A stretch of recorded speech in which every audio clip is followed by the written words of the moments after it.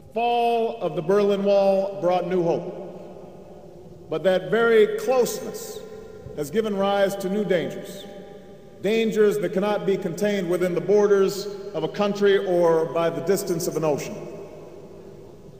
Think about it. The terrorists of September 11th plotted in Hamburg and trained in Kandahar and Karachi before killing thousands from all over the globe on American soil.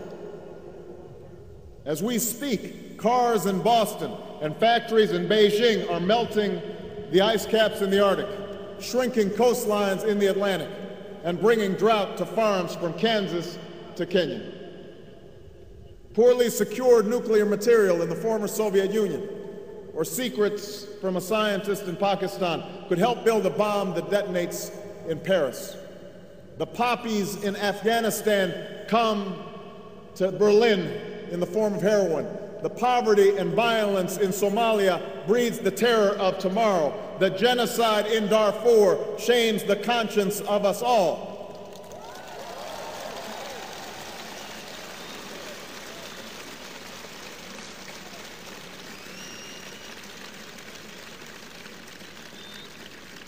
In this new world, such dangerous currents have swept along faster than our efforts to contain them, and that is why we cannot afford to be divided. No one nation, no matter how large or powerful, can defeat such challenges alone. None of us can deny these threats or escape responsibility in meeting them. Yet in the absence of Soviet tanks and a terrible wall, it has become easy to forget this truth. And if we're honest with each other, we know that sometimes on both sides of the Atlantic, we have drifted apart and forgotten our shared destiny. Yes, there have been differences between America and Europe. No doubt there will be differences in the future. But the burdens of global citizenship continue to bind us together. A change of leadership in Washington will not lift this burden.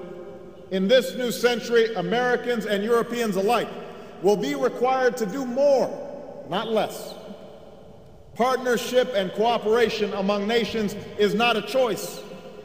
It is the only way, the one way, to protect our common security and advance our common humanity.